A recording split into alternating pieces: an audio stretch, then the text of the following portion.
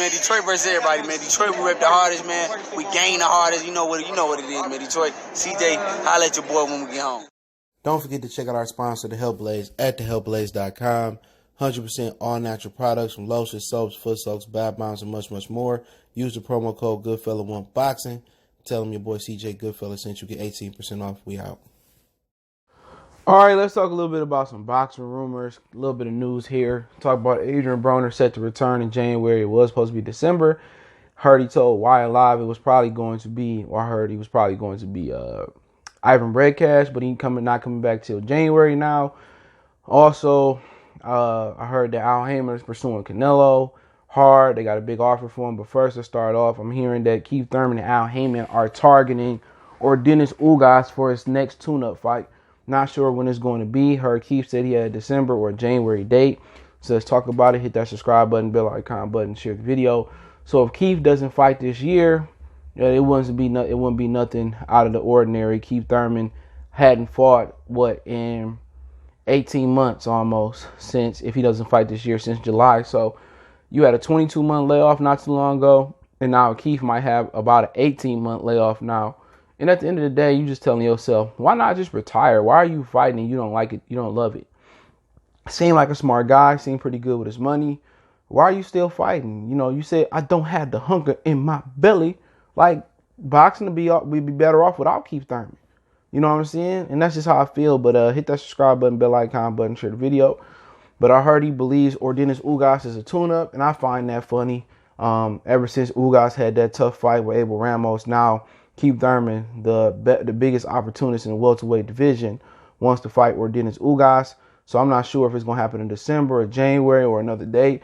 But Keith Thurman inactivity is just, you know, it should be outlawed in boxing. You should be banned in boxing. If you could sit out 18 months, 12 months, 22 months without fighting, dog, the game don't need you. You're not active enough. He said, well, I got depressed after losing to Manny Pacquiao. I got up to 191 pounds. Why are so many of these boxers getting depressed after losing?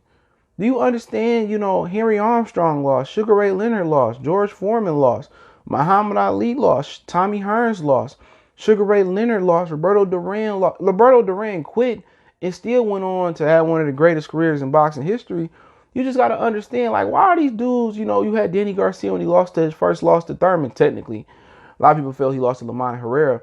You know, and it was another fight he lost early on his career. People thought to Ashel Theophane. Yeah, TMT money team Theophane. And he said, I sat in my my hotel room and I cried. Like, why are these beta males crying? It's a loss. It's one loss. Floyd Mayweather, don't make him better than you. If you go out there and you still have a better career, don't make you.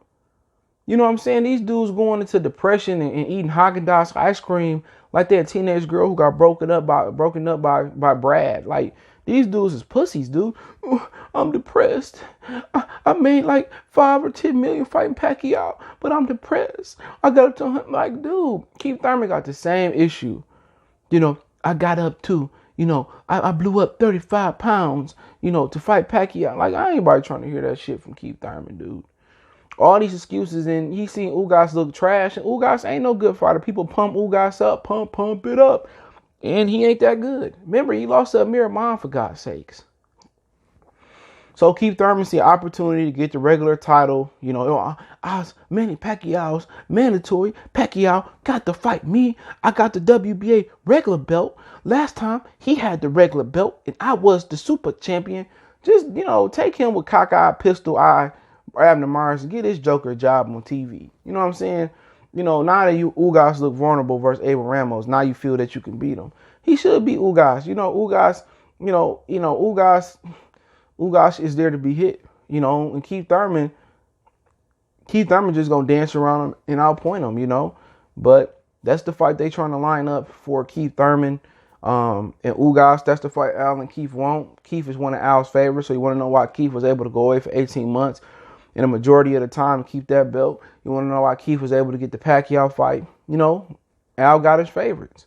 You know, then again, he can have an Errol Spence fight anytime he wanted. And that's the God honest truth. So Errol Spence talking about, well, I'm moving on from Keith. If Keith Thurman turned around and said after he beat Ugas and Earl beat Danny and said, I want to fight Errol Spence next, Earl Smith's going to take that fight. That fight is going to happen. Common sense tell you that they've been building this fight up for like a half a decade now. I'm still interested in it, but at the end of the day, they two fighters they best might be behind them. You know, after the car accident, we don't know if Earl gonna be the same. We know if Earl loses his next fight, he loses next. If he don't lose for 5 or 6 more fights, people gonna use the accident. Well, before the accident, Earl was a better fighter, and they're gonna use that as a fucking excuse. So, like I said, man, I'm interested in Earl with Keith and Ugas, but it'd be an interesting fight. That's a good way for Keith Thurman to come back. It's a lot of different ways he could have came back. Could have came back versus Rod Salka or somebody lesser of an opponent. Could have put an all Florida matchup in, with Andre Berto. He's still training. I don't even know what the fuck he's still fighting for. I don't get that, but yeah, Thurman and Ugas is on the table, I heard. So hopefully, Keith Thurman, my OJ the Juice Man voice, do it, pussy nigga, you won't do it.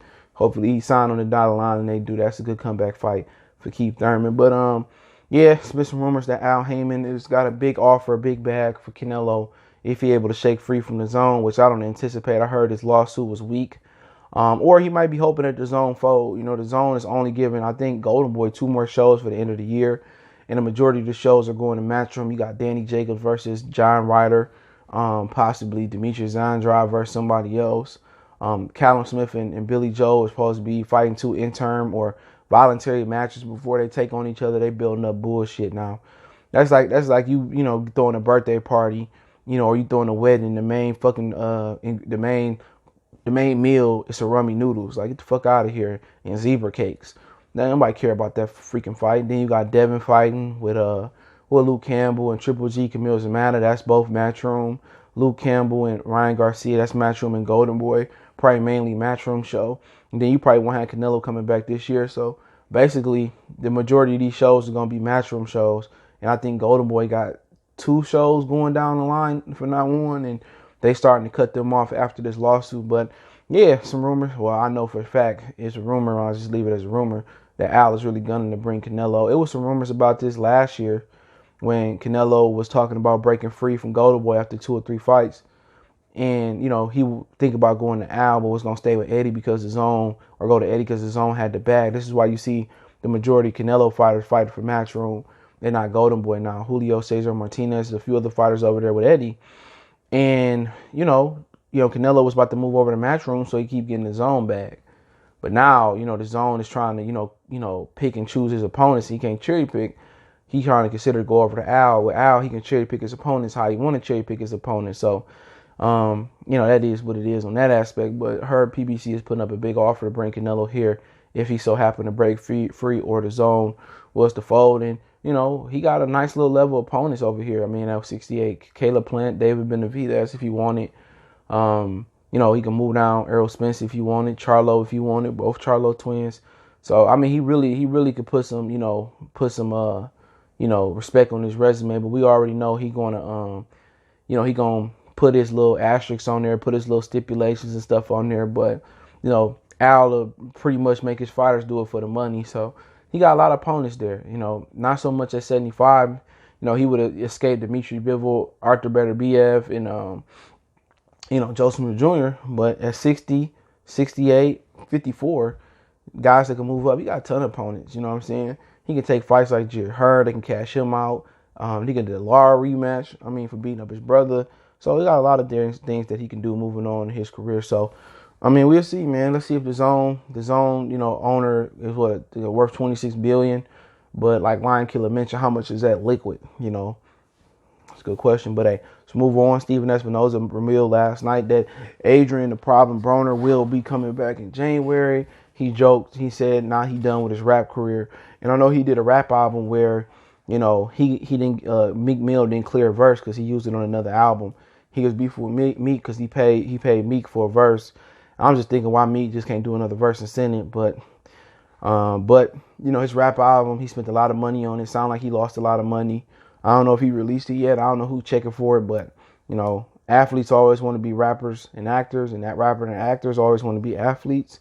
Remember when Master P was out there hooping, for the Toronto Raptors and the Charlotte Hornets, and he could have made it too. He was that good, but politics kept him from doing that in his music. But Adrien Broner is expected to come back in January. I'm going to guess it's probably going to be Ivan Redcash because that's who it was before. And at this point, I don't want to see him fight no more. He can't offensively defend himself. He don't move his hands. 140, 135. There's some rumors about him moving down to 135 and doing his thing. But we'll see. But I don't really care about Adrien Broner. A lot of these fighters could retire.